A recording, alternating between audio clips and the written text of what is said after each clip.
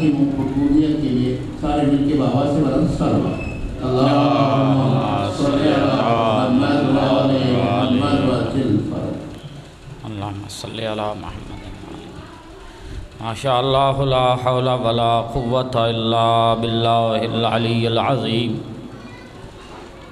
اعوذ باللہ من الشیطان الرجیم بسم اللہ الرحمن الرحیم الحمدللہ الذی لا یبلغ مدحتہ القائلون ولا يعصي نعماءه العادون ولا يؤدي حقه المجتهدون ولا يدركه بعد الحمم ولا يناله غوث الفتن الذي خلق الخلائق بقدرته ونشر الرياح برحمته ووتد بالصخور ميدان أرضه ثم الصلاة والسلام على أشرف الأنبياء والمرسلين وعلى آل بيته الطيبين الطاهرين المعصومين لعنة الله على أعدائهم وغاصب حقوقهم ومنكر فضائلهم أجمعين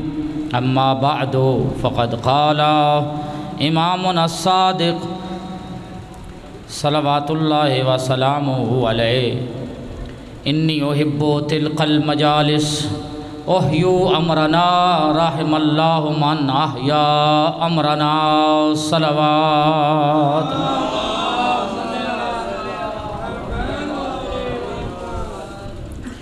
سلامت رہیں معذرت خواہ ہوں آج فوتگی ہو گئی تھی مجھے واپس جانا پڑا اس لیے لیٹ ہو گیا ہوں صلوات پڑھ لیں محمد و آل محمد پہ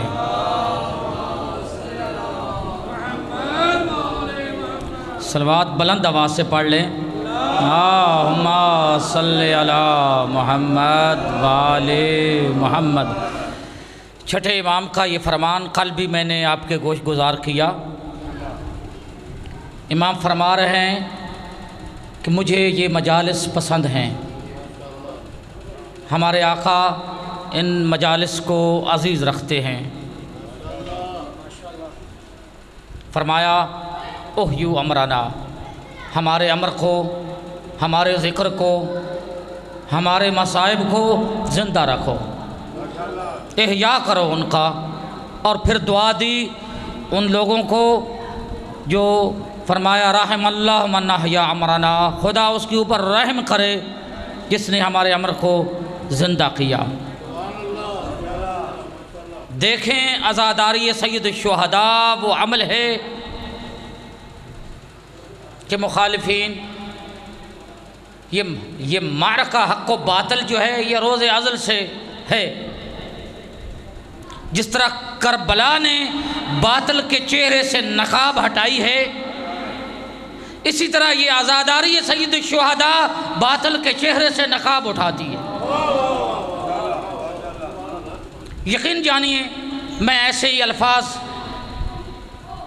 اتنی مخالف کو ہمارے نماز اور روزے سے تکلیف نہیں ہے جتنی انہیں عزاداری سید الشہداء سے تکلیف ہے اہل بیت کے ماننے والے بے شک اپنے گھروں میں پورا دن نماز میں گزار دیں سارا روزے میں گزار دیں انہیں کوئی پرواہ نہیں ہے انہیں تکلیف ہے تو عزاداری سید الشہداء سے تکلیف ہے اس لیے کہ عزاداری جو ہے یہ باطل کے چہرے کو نمایاں کرتی ہے زندہ آباد اللہ نے زبان دی ہے وہ بولے جس کی زبان دی ہے وہ نہ بولے حسینیت حسینیت حسینیت زندہ آباد یزیدیت یزیدیت حضرت امام زمان علیہ السلام صلی اللہ صلی اللہ کل بھی میں نے عرض کیا تھا کہ عزاداری کا معنی تو یہی ہے کہ کسی کا دکھ منایا جائے عزاداری سید الشہداء یعنی سید الشہداء کا دکھ منایا جائے ان کی مصیبت پر رویا جائے دیکھیں رونا یعنی غمی منانا اور خوشی منانا یہ دونوں جو ہیں یہ محبت کی وجہ سے ہیں۔ انسان دنیا میں آپ دیکھتے ہیں کئی لوگوں کی شادیاں ہو رہی ہیں، ہمیں کوئی پرواہ نہیں ہے۔ اس لیے معصومین نے بھی فرمایا ہے کہ ہمارے شیعہ جو ہیں ہماری خوشی میں خوش ہوتے ہیں، ہماری غمی پہ غم مناتے ہیں۔ تو کئی لوگ مرتے ہیں، بڑے بڑے جوان مرتے ہیں، ہم قریب سے گزر جاتے ہیں، ہمیں ان کے اوپر رونا نہیں آتا۔ کیوں؟ یہ ہمارا اس سے تعلق نہیں ہے۔ رونا بھی محبت کی وجہ سے، ہمیں اہل بیت سے محبت ہے۔ آج تک مخالفین کو یہ سمجھ میں نہیں آیا کہ یہ رونا کیوں ہے، محبت ہی نہیں ہے۔ لطف ہے خداوند عالم کا کہ ہمیں دونوں چیزیں عطا کی ہیں۔ محبت بڑی قیمتی چیز ہے، بڑی محبت سے سب کچھ پیدا کیا جا سکتا ہے۔ کہا گیا لیس الدین الا الحب، دین سوائے حب کے کچھ شے نہیں ہے، محبت سب کچھ ہے۔ محبت ہے دی، محبت ہے دنیا، محبت نہیں ہے تو کچھ بھی نہیں ہے۔ یہ محبت ہے اہل بیت سے کہ ماتمی ماتم کرتے ہوئے ان کے سینوں پہ داغ پڑ جاتے ہیں، انہیں پرواہ بھی نہیں ہوتی۔ میں اس سلسلے میں ایک جملہ کہہ کر انشاءاللہ آئندہ اور تفصیل سے بتائیں گے۔ میں اپنے انداز میں ایک مرتبہ شاید عاشور کا دن تھا، توجہ فرمانا میرے جملے پہ، یہ میرا پیغام ہے نجف کی طرف سے۔ مولا متقیان امیر علیہ السلام کے حرم میں شیخ مرتضیٰ انصاری کھڑے تھے۔ شیخ مرتضیٰ انصاری بڑا نام ہے شیعت کی دنیا میں، یہ فقہا کے استاد ہیں۔ شیخ مرتضیٰ انصاری کھڑے تھے اور ان کے پاس ہمارے بھائیوں اہل سنت کا ایک علماء کا ایک گروہ کھڑا تھا، اور ادھر سے تلوار زن جو ہیں تلوار زنی کر کے خون میں لہو لہان آ رہے تھے۔ تو انہوں نے طنز کرتے ہوئے شیخ مرتضیٰ انصاری پہ کہا کہ یہ بھی دین ہے۔ انہوں نے کہا یہ بھی دین ہے۔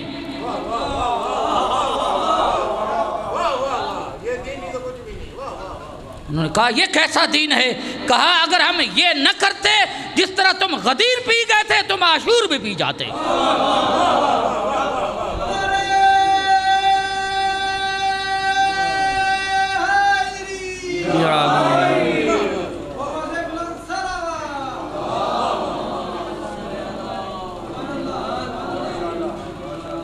یہ عزاداری ہے۔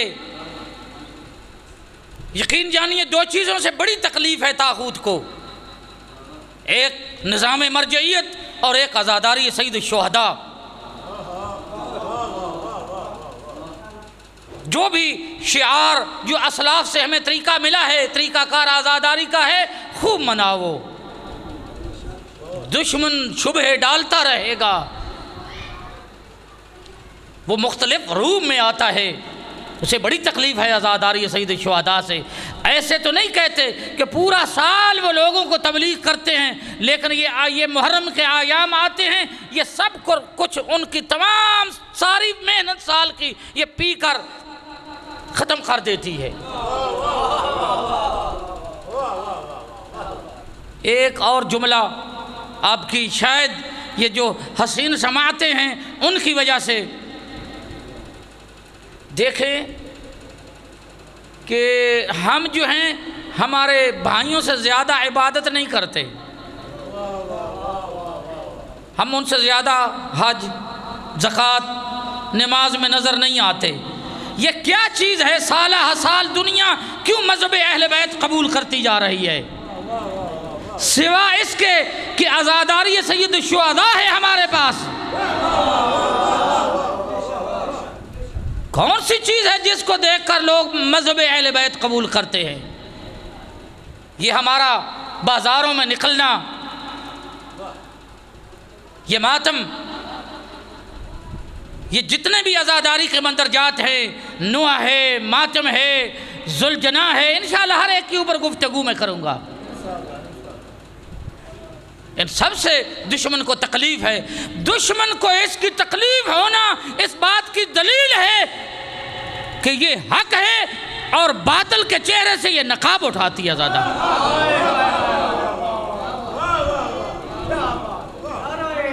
غریب سلامت رہیں. مجھے کل ایک محترم حوصلہ دے رہے تھے. تباً کل مجھے تو ایسا محسوس ہوا تھوڑا سا نا کہ شاید جلدی تھی, پیچھے والے بھی پڑھنے والے تھے, تو پھر میں پوری کچھ نہ کچھ ہو جاتا ہے, ٹینشن سی بن گئی تھی. دیکھیں میں تو بالکل ایسے کوئی وہ پروفیشنل انداز نہیں ہے, عمدہ فکر دینا ہے. انشاءاللہ کوشش کریں گے کہ نجف کا جو پیغام ہے, نجف کی جو فکر ہے وہ آپ تک پہنچائیں. آخر کوئی تو بات ہے. یقین جانیے میں نجف سے نکل رہا تھا, کئی زبانوں سے یہ جملہ نکلا ہے کہ معجزے کے طور پہ آپ جا رہے ہیں. اب یہ میں اس کی تفصیل آپ کو نہیں بتا سکتا. تو کل ہم نے گفتگو کی تھی سید الرسول کے فرمان سے کہ جھگڑا آ رہا ہے. دو گروہ ہیں مسلمانوں میں. ایک گروہ کہتا ہے کہ اللہ نے رسول کا جان نشین بنایا ہے اور رسول نے اس کا اعلان فرمایا ہے, اور دوسرا گروہ کہتا ہے نہ اللہ نے بنایا ہے نہ رسول نے اعلان فرمایا ہے, اور بدعت کا رٹا لگانے والے اور رسول کا انہوں نے. پھر آپ کے نزدیک تو بدعت ہے نا, جو کام نہ اللہ نے کیا ہو نہ رسول نے کیا ہو وہ کام کرنا آپ کے قاعدے کے مطابق تو بدعت ہے. لیکن ہمارے نزدیک اللہ نے بنایا بھی ہے, رسول نے اعلان فرمایا بھی ہے, اور بڑا اہتمام کر کے اعلان کیا ہے. اگر یہ ایسی ہی بات تھی, یہ جو اعلان ہوا تھا من کنت مولا ہو فہذا علی مولا ہو, یہ کوئی ایسی ہی بات تھی تو مبارکبادی کس بات کی تھی؟ وہ بیعت کس بات کی لی گئی؟ بہرحال آج میرا یہ موضوع نہیں ہے. آج گفتگو کا دوسرا رخ ہے کہ چلیں جی اس بات میں تو جھگڑا ہو گیا کہ رسول کا جانشین کون ہے. پوری امت جانشین ہے. بھائی دوسری بات ایک اور آیت پڑھتا ہوں. بسم اللہ الرحمن الرحیم. قد جاءکم من اللہ نور و کتاب مبین. اللہ کی طرف سے دو چیزیں آئی ہیں, ایک نور اور ایک اللہ کی کتاب. بھائی نور کون ہے؟ کہتے جی اللہ کا رسول ہے. اللہ کی طرف سے کتنی چیزیں آئی ہیں؟ دو چیزیں آئی ہیں, ایک نور اور ایک اللہ کی کتاب. بڑا بشر والی آیت تو بڑا اس کو بہت پڑھا جاتا ہے. کبھی یہ آیت بھی پڑھ لیا کرے جس میں اللہ نے اپنے حبیب کو نور کہا ہے. کیا جاءکم من اللہ نور و کتاب مبین. دو چیزیں نازل ہوئی, ایک نور, ایک اللہ کے رسول, اور دوسری کتاب مبین. جب تک رسول تھے وہ کتاب کے وارث تھے, کتاب کے مفسر تھے, کتاب کے معلم تھے. کتاب اللہ کی کتاب ہے, اس میں اللہ کا علم ہے. کتاب آسمانی کتاب ہے, اللہ نے بھیجی ہے, اور یہ نور بھی اللہ نے بھیجا ہے. بھائی یہ تو آپ نے جھگڑا کر لیا کہ رسول کی مسند کا وارث کون ہے. آئیں ہمیں یہ بھی بتائیں کہ رسول کے چلے جانے کے بعد قرآن کا وارث کون ہے.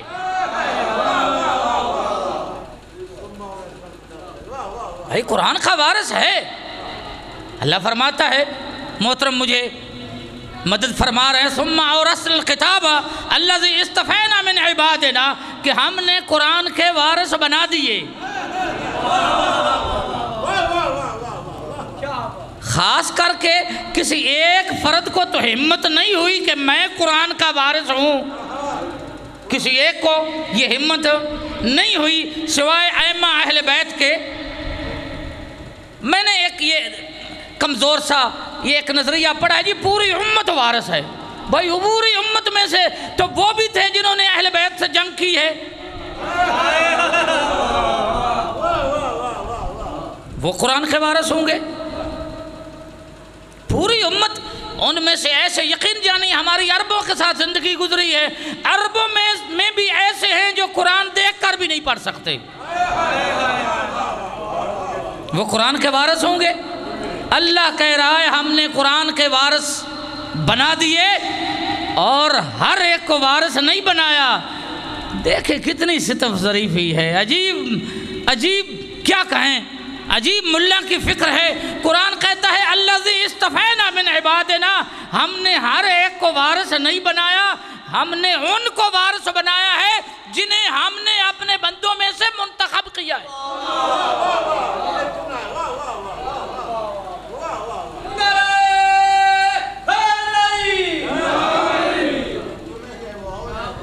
جنہیں منتخب کیا گیا ہے, اللہ نے منتخب فرمایا ہے, وہ ہیں قرآن کے وارث.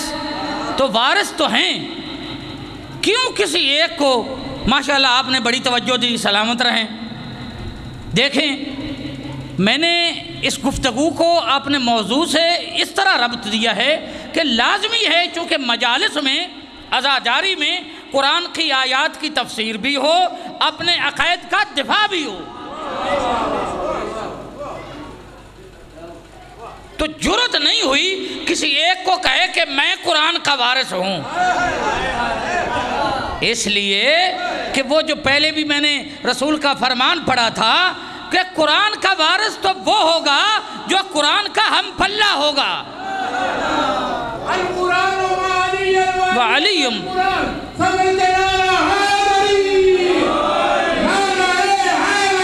یا علی یا علی یا علی مدد.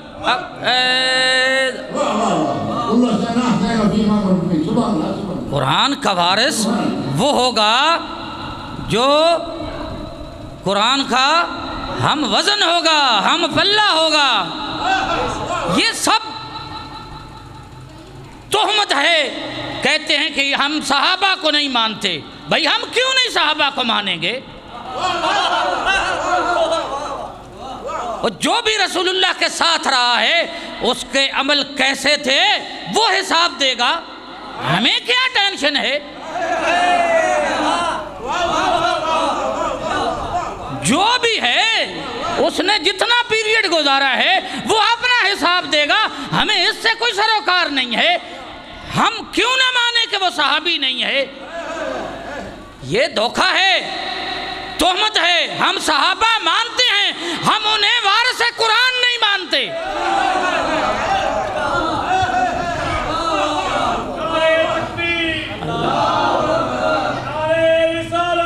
یا رسول اللہ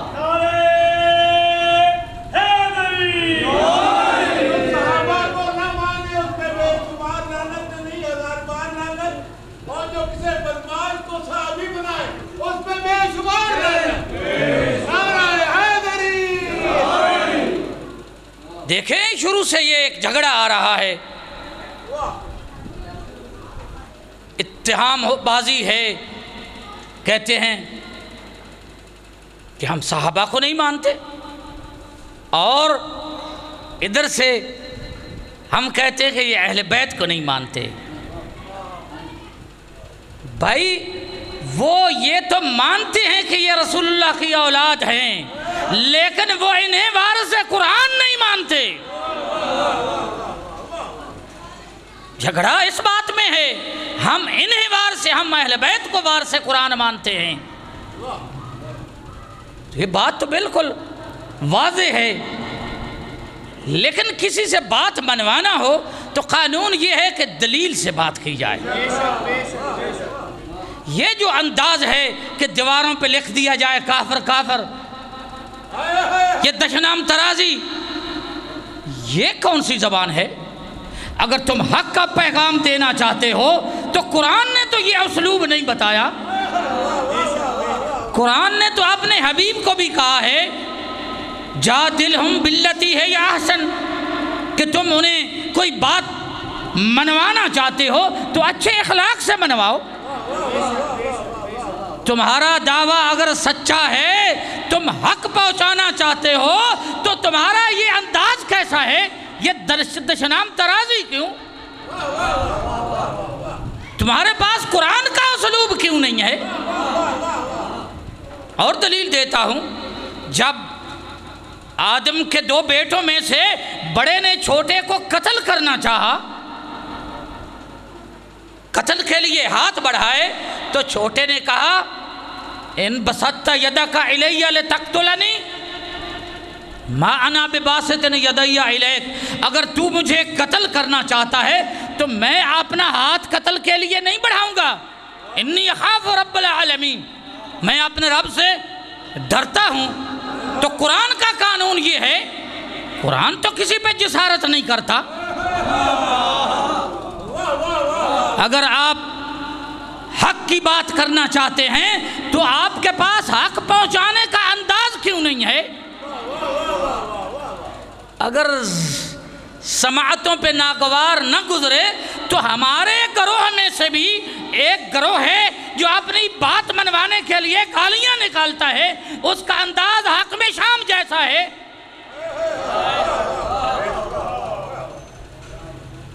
ہماروں ہیں کچھ فقہی مسائل ہیں، ان میں اختلاف ہے۔ بھئی آپ کے پاس اگر حق کا پیغام ہے، آپ کے پاس مولا علی کا کوئی پیغام ہے، تو مولا علی کا انداز آپ کیوں نہیں اپناتے؟ آپ کا انداز حق میں شام سے کیوں ملتا ہے؟ گالی کیوں نکالتے ہو؟ اور دلیل کی بات کرو۔ تو بات پہنچانی ہو تو لازمی ہے کہ دلیل کا انداز اپنایا جائے۔ ماشاءاللہ آپ نے بہت سنا، بہت اچھا سنا، سلامت رہیں۔ تو کسی کو جرت نہیں ہوئی میں اپنے موضوع کی طرف پلٹوں، کوئی کہے کہ میں قرآن کا وارث ہوں۔ بھائی ہم قرآن کا وزن بتاتے ہیں، قرآن کی صفات بیان کرتے ہیں، قرآن سے پوچھتے ہیں تیرا وزن کیا ہے؟ تو اللہ فرماتا ہے اِنَّهُ لَقُرْآنٌ كَرِيمٌ فِي كِتَابٍ مَّكْنُونٍ لَا يَمَسُّهُ إِلَّا الْمُطَهَّرُونَ۔ قرآن ایک کریم محترم کتاب ہے۔ میں اس کی ڈیٹیل تو شاید اب معلوم نہیں، وقت زیادہ ہو چکا ہے، میں بھی لیٹ تھا، ورنہ یہاں تو مطالب تو بڑے قیمتی ہیں، روز سنیں گے۔ ہاں تو اللہ فرما رہا ہے کہ یہ وہ کتاب ہے جس کو سوا مطہر پاک و پاکیزہ کے نہیں چھو سکتے۔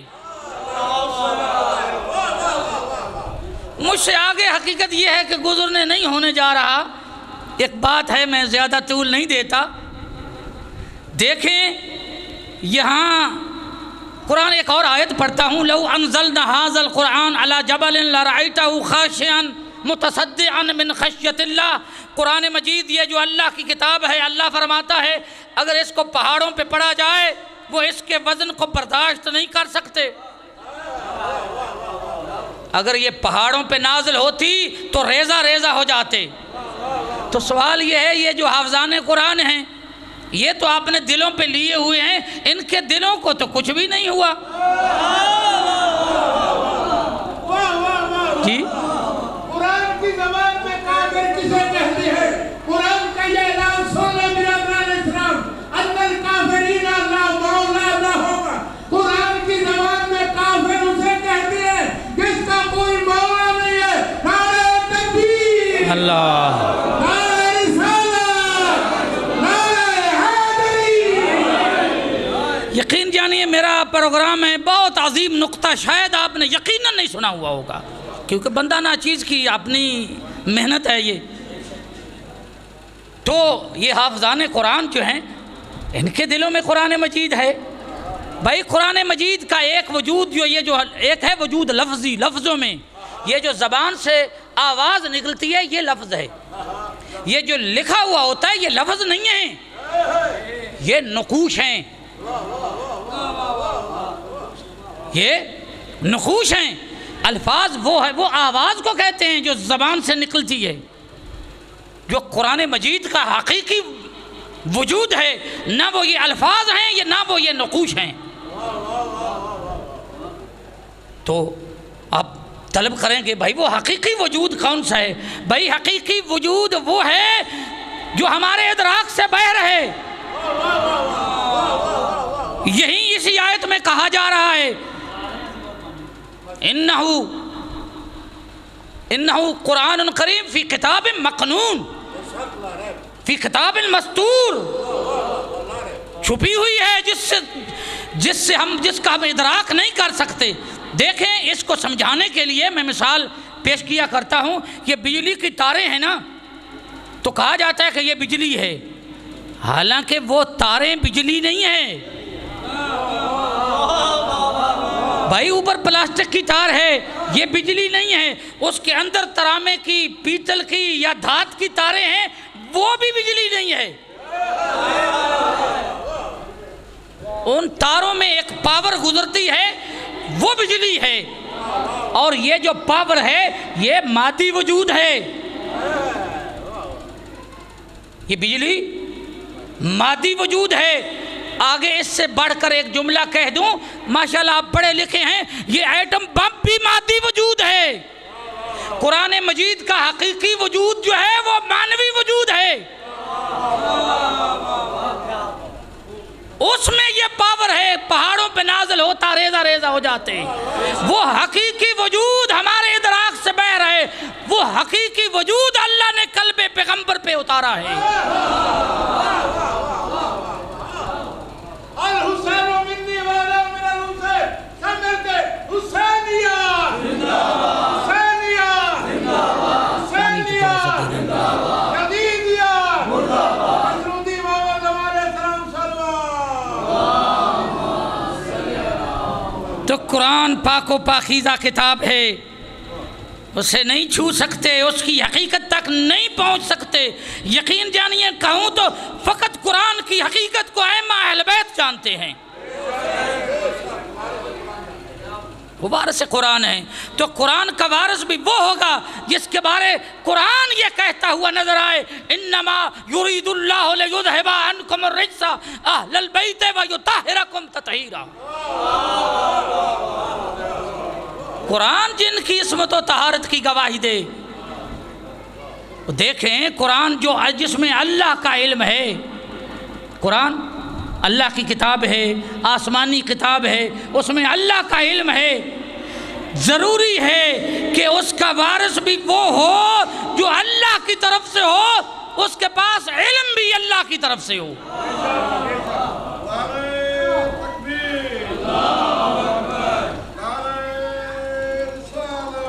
یا رسول اللہ،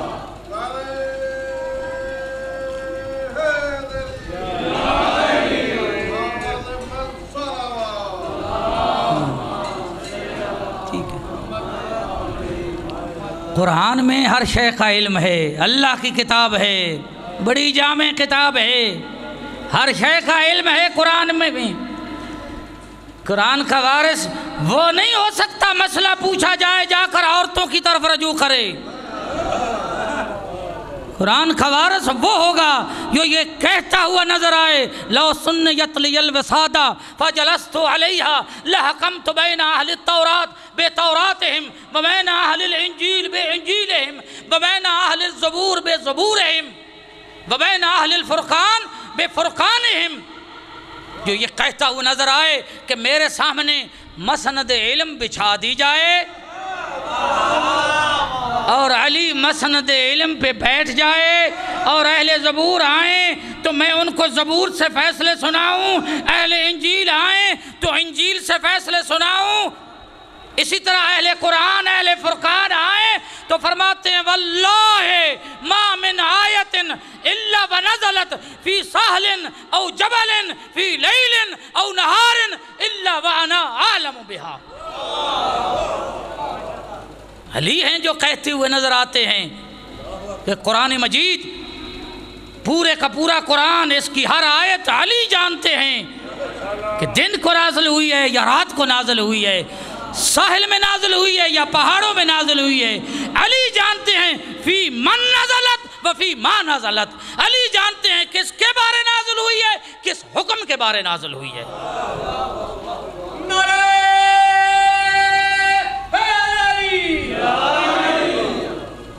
لے آؤ ایسا کوئی قرآن کا جاننے والا۔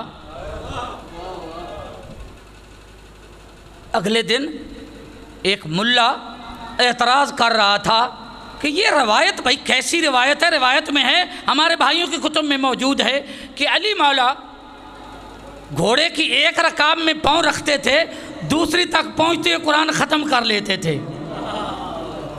تو وہ اعتراض کر رہا تھا کہ یہ کیسے ہو سکتا ہے؟ قرآن کی 6666 آیتیں ہیں، تو یہ تو 100 قاری بھی اتنی جلدی میں نہیں کر سکتے۔ اور بابا 100 قاری کی بات نہیں ہو رہی، وارث قرآن کی بات ہو رہی ہے۔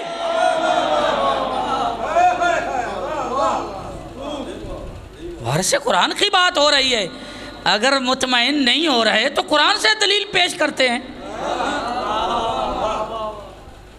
جب نبی اللہ سلیمان بن داؤد انہوں نے بلقیس کو بلایا تو اپنی محفل میں بیٹھے ہوئے لوگوں کو کہا، کون ہے جو بلقیس کا تخت اس کے آنے سے پہلے یہاں پیش کر دے؟ سنا ہوا قصہ آپ نے؟ تو قرآن کی زبان ہے کہ قال عفریت من الجن، ایک بڑے قوی ہیکل جن نے کہا کہ سرکار آپ کی اٹھنے کی دیر ہے، میں پیش کر دیتا ہوں۔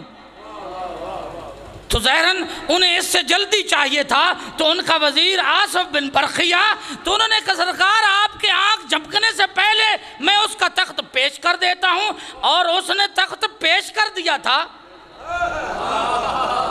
کہتے ہیں اس کے پاس علم من الکتاب، کتاب کا کچھ علم تھا، اور کتاب کا کچھ علم رکھنے والا آنکھ جھپکنے کی دیر میں تخت بلقیس پیش کر سکتا ہے۔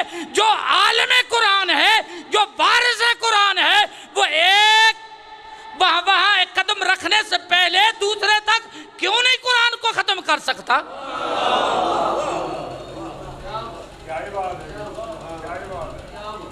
تو قرآن کا وارث وہ ہوگا جو قرآن کا ہم وزن ہوگا، قرآن کا جو ہم پلہ ہوگا۔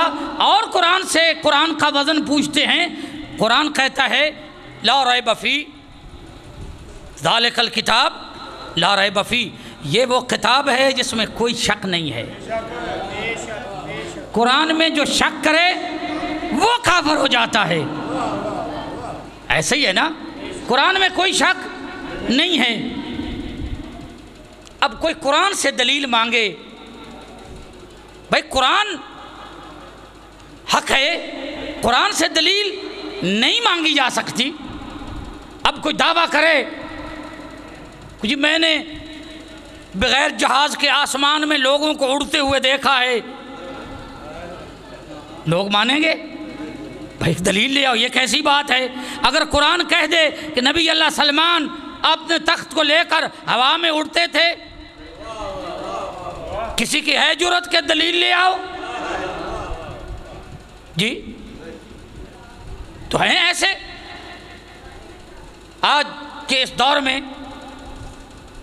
کئی قرآن مجید کے واقعات ہیں کہ بغیر باپ کے بیٹا پیدا ہو گیا، تو قرآن نے کہہ دیا، ہم سب نے مان لیا۔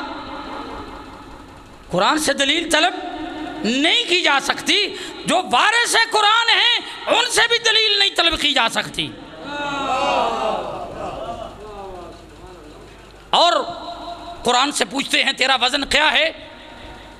قرآن کہتا ہے لو ان ھذا القرآن سیرت بہ الجبال او قطعت بہ الارض او کلم بہ الموتى، قرآن وہ کتاب ہے، اس میں اتنی پاور ہے کہ پہاڑوں کو اپنی جگہ سے ہٹایا جا سکتا ہے، پہاڑ ہل سکتے ہیں، قطعت بہ الارض، اور زمین کو ٹکڑے ٹکڑے کیا جا سکتا ہے، لمبے فاصلے چشمے زدن میں طے کیے جا سکتے ہیں، اور مردوں سے اس کے ذریعے گفتگو ہو سکتی ہے۔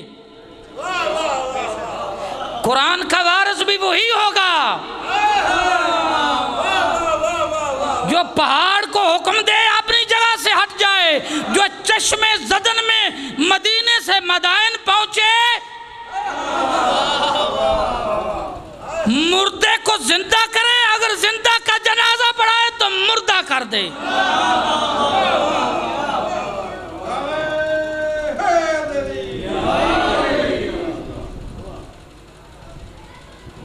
قرآن نے، اسلام نے ہمیں حکم دیا تھا کہ ہم اہل بیت کی اتباع کریں، ان کی بیعت کریں، لیکن امت نے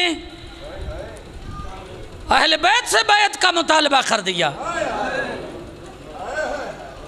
پھر اتنا ظلم کیا کہ مخدرات عصمت کو کڑیاں پہنا کر بازاروں میں لیا۔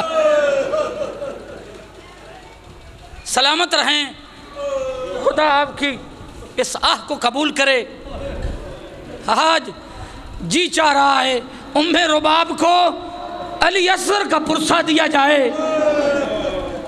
ام رباب کا کل ورثہ تو علی اصغر اور جناب سکینہ تھے، ایک کربلا کھا گئی ہے اور دوسری کو شام کا زندان کھا گئی۔ یقین جانیے کل بھی میں نے یہ جملہ عرض کیا تھا کہ کچھ مصیبتیں ایسی ہیں کہ اہل بیت کبھی بھی نہیں بھولے۔ یہ کربلا کی جو قربانی ہے، علی اصغر دیکھنے میں تو 6 ماہ کا ہے، لیکن جو علی اصغر نے کردار ادا کیا ہے، جب علی اصغر کا سر نیزوں پہ لوگ دیکھتے تھے تو یہ کہنے پہ مجبور ہو جاتے تھے کہ ان بڑوں نے تو ہو سکتا ہے جنگ کی ہو، لیکن اس 6 ماہ کے نے بھی جنگ کی ہے۔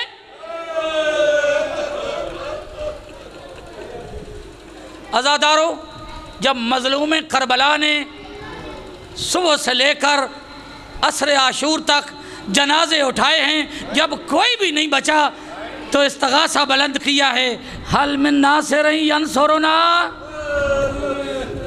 حل من مغیث یغیثنا۔ جب یہ استغاثہ بلند کیا ہے، روایت میں یہ ہے کہ علی اصغر نے اپنی پوری طاقت کو جمع کر کے پنگوڑے سے گرا دیا ہے، گویا زبان حال سے کہہ رہے تھے بابا استغاثے بلند نہ کرو، تیرا علی اصغر ابھی زندہ ہے۔ یہ کربلا کی مائیں ہیں۔ جب علی اصغر نے اپنے آپ کو پنگوڑے سے گرایا ہے نا، تو خیام میں کو حرام برپا ہوا ہے، بیویوں نے رونا شروع کیا ہے۔ مظلوم کربلا خیام کی طرف آئے ہیں، کہا خیر تو ہے، کوئی حادثہ تو نہیں ہو گیا؟ بیویوں نے کہا کہ علی اصغر نے اپنے آپ کو پنگوڑے سے گرا دیا ہے۔ آئے ہیں، پیاس کی شدت تھی، زبان حال میں کہا جاتا ہے جناب ام رباب نے کہا ہے کہ میری قربانی چل کر نہیں جا سکتی، اے فرزند زہرا میں آپ کا تکلیف نہ دیتی۔ ملتا ہے کہ بی بی نے تیار کیا ہے، بوسے دیے ہیں اور اپنے بیٹے کو مخاطب ہو کے کہا ہے مجھے زہرا کے سامنے شرمندہ نہ کرنا۔ اٹھایا ہے، مظلوم کربلا نے ابا کے نیچے لیا ہے۔ بڑا مشکل تھا سید الشہداء کا ان سے سوال کرنا۔ کہا جاتا ہے شریف انسان کے لیے سب سے مشکل کام کسی کمینے سے سوال کرنا ہے۔ اس لیے ملتا ہے سید الشہداء نے اپنی وصیت میں کٹے ہوئے گلے سے آواز آ رہی تھی، یا لیتکم جمیع فی یوم عاشورا تنظرونی کیف استسقی لطفلی فابوا ان یرحمونی۔ مولا نے ہم اپنے شیعوں کو یاد کیا ہے، اے کاش کہ تم کربلا میں موجود ہوتے، دیکھتے کیسے میں نے علی اصغر کے لیے پانی مانگا۔ لے گئے ہیں اور کہا ہے انہیں الا تنظرون کیف یتلذ عطیا، تمہاری جنگ ہے تو مجھ سے جنگ ہے، یہ 6 ماہ کا بچہ، اس کے لب خشک ہو چکے ہیں، اسے 2 گھونٹ پانی کے پلا دو۔ دیکھتے نہیں کیف یتلذ عطشا کہ پیاس کی وجہ سے اس کے اوپر تلذذ کی حالت طاری ہے۔ تلذذ کہتے ہیں مچھلی کی پیاس کی وہ حالت ہے. مچھلی پانی کا جانور ہے، پانی کے بغیر زندہ نہیں رہ سکتی. مچھلی کو پانی سے باہر نکالا جائے تو پوری طاقت سے تڑپتی ہے مچھلی. جب تڑپنے کی طاقت ختم ہو جائے تو مچھلی کبھی دائیں پلٹتی ہے کبھی بائیں پلٹتی ہے، سائڈ بدلتی ہے. جب اس میں سائڈ بدلنے کی بھی قوت نہ رہے تو ایک تیسری حالت ہے مچھلی کی، اپنا منہ کھولتی ہے بند کر دیتی ہے. مولا فرما رہے ہیں، میں عرض کروں گا مولا یہ تم نے کیا جملہ کہہ دیا؟ دشمن کے سامنے کہا دیکھتے نہیں کہ علی اصغر کے اوپر پیاس کی کیا کیفیت ہے؟ یتلظظ عطشا. اپنے گریہ کیا، ہو گئی عزاداری. میں آپ کو ایک اور آپ کی منزل بڑھانا چاہتا ہوں. میں نے عرض کیا کہ کچھ مصیبتیں ایسی مصیبتیں ہیں اہل بیت کبھی نہیں بھولے. منہال کی روایت آپ کے گوش گزار کرنا چاہ رہا ہوں. منہال کوفی مدینے میں گئے ہیں، مختار کا زمانہ تھا، امام زین العابدین سے ملے ہیں، انہوں نے حالات پوچھے ہیں کہ مختار کی حکومت ہے، وہ دشمنوں کو پکڑ پکڑ کر قتل کر رہے ہیں. تو امام زین العابدین پوچھتے ہیں کہ ابھی حرملہ گرفتار نہیں ہوا؟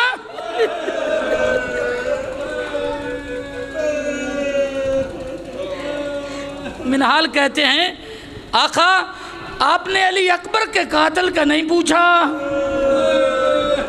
قاسم کے قاتل کا نہیں پوچھا، عباس کے قاتل کا نہیں پوچھا، علی اصغر کے قاتل کا کیوں پوچھ رہے ہیں؟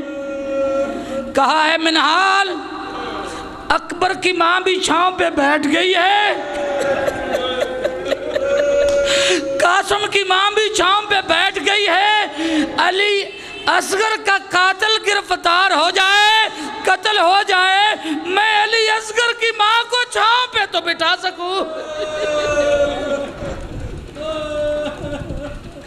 منہال کہتا ہے میں مولا نے دعا کی ہے اللہم عزق حر نار الدنیا قبل نار الاخرہ. میرے اللہ حرملہ کو دنیا کی آگ آخرت کی آگ سے پہلے چکھا. منہال کہتا ہے میں کوفے آیا ہوں، آگے مختار کوفے سے باہر کھڑا تھا، میں نے مولا کا سلام دیا ہے، حالات بتائے ہیں، یہ باتیں بتائی ہیں. پھر میں نے پوچھا ہے کہ مختار تم یہ کوفے کے باہر کیوں کھڑے ہو؟ کہا تھوڑی دیر ٹھہر جاؤ تجھے پتہ چل جائے گا. منہال کہتا ہے میں رک گیا ہوں، تھوڑی دیر رکا ہوں تو ایک مجرم کو پکڑے ہوئے لا رہے تھے، لوگ مار رہے تھے، بتایا گیا کہ یہ حرملہ ہے. مختار نے پوچھا ہے حرملہ بتا تو نے کربلا میں کیا ظلم کیا ہے؟ حرملہ ملعون کہتا ہے مختار نہیں سن سکے گا، نہیں سن سکے گا. مختار نے کہا بتاؤ کیا تو نے ظلم کیا؟ کہتا ہے میں نے میدان کربلا میں 3 تیر چلائے ہیں، تینوں 3 پھلوں والے تیر سے ان سے ایک بھی خطا نہیں گیا. کہتا ہے کہاں تو نے وہ تیر چلائے؟ کہتا ہے ایک تیر میں نے عباس کی مشق پہ چلایا، جو عباس کی مشق کو چیدتا ہوا عباس کی آنکھ پہ لگا ہے، اور دوسرا تیر یہ ملعون کہتا ہے سید الشہداء مظلوم کربلا کے ماتھے پہ کسی نے پتھر یا تیر مارا تھا، وہ قمیض کا دامن اٹھا کر صاف فرما رہے تھے، ان کا سینہ مجھے ظاہر ہوا تو دوسرا تیر میں نے حسین مظلوم کربلا کے دل پہ کلیجے پہ مارا ہے، یہ ملعون کہتا ہے. اور تیسرا تیر جب علی اصغر نے پانی مانگا ہے تو ابن سعد نے مجھے کہا اقطع کلام الحسین، اے حرملہ حسین کی آواز کو قطع کر دے. کہتا ہے تیسرا تیر میں نے علی اصغر پہ چلایا ہے. امام زمانہ علی اصغر کے اوپر بیان کرتے ہوئے فرماتے ہیں میرا سلام ہو اس مظلوم بچے پہ جس کو ایک کان سے دوسرے کان تک ذبح کیا گیا. ذبح من الورید الی الورید. ملتا ہے جو تھوڑا سا خون نکلا ہے سید الشہداء نے اوپر پھینکا ہے، جو ہاتھ جو خون آلود ہو گئے تھے وہ اپنے خون آلودہ ہاتھوں کو اپنی ریش پہ مت دیا ہے اور کہا قضاء الاقی جدی، میں اس حالت میں اپنے نانا سے ملاقات کروں گا. حرملہ سے مختار نے پوچھا ہے بتا میدان کربلا میں کبھی تجھے بھی رحم آیا ہے؟ کہتا ہے سچ پوچھتا ہے، جب مظلوم کربلا علی اصغر کو لے کر واپس جا رہے تھے تو 7 مرتبہ خیام تک گئے ہیں اور واپس ہٹے ہیں. شاید مولا ڈر رہے تھے کہ خیام میں لے جاؤں گا یا اس کی ماں مر جائے گی یا کوئی پھپھی یا مستور مر جائے گی. روایت میں ملتا ہے جب آخری مرتبہ گئے ہیں جناب سکینہ دوڑ کر آئے ہیں، کہا بابا علی اصغر کو پانی مل گیا، میں تو ابھی پیاسی ہوں. مولا نے کہا سکینہ بیٹی علی اصغر کو بھی پانی نہیں ملا. آئی ہے جناب سکینہ آئی ہے اور دامن ہٹایا ہے، علی اصغر کو مقتول دیکھا ہے، جناب سکینہ کی چیخ نکل گئی ہے، دوڑ کے واپس گئی ہے. بس ایک جملہ جناب ام رباب نے ہاتھوں پہ لیا ہے، علی اصغر کے گلے کا ملاحظہ کیا ہے، 3 پھلوں والا تیر، اپنے بیٹے کو مخاطب ہو کر کہتی ہے امثلو کا ینہر، او بیٹا تجھ جیسوں کو بھی نہر کیا جاتا ہے. ایک اور جملہ، شہداء کربلا میں سے یہ واحد شہید ہے جس کو مظلوم کربلا نے دفن کیا ہے. تلوار سے قبر بنائی ہے، خود قبر بنائی ہے، دفن کر دیا ہے. دیکھیں آپ نے کبھی ملاحظہ کیا ہوگا جب کسی عزیز کو دفن کیا جاتا ہے نا، بعض اوقات بیٹے اپنی ماں کی قبر کے اوپر لیٹ جاتے ہیں. روایت میں ملتا ہے سید الشہداء خود قبر کے اوپر گر گئے. آواز قدرت آئی ہے دعو یا حسین فإنا لہو مرضیہ، حسین اسے چھوڑ دو، اس کے لیے جنت میں دودھ پلانے والی ہے. عزادارو علی اصغر کو تو دودھ پلانے والی مل جائے گی، لیکن ام رباب کا کیا بنے گا؟ الا لعنت اللہ علی قوم الظالمین وسیعلم الذین ظلموا ای منقلب ینقلبون. دعا ہے خداوند عالم کی بارگاہ میں ہمارا یہ ذکر اپنی بارگاہ میں قبول فرمائے. ماتم حسین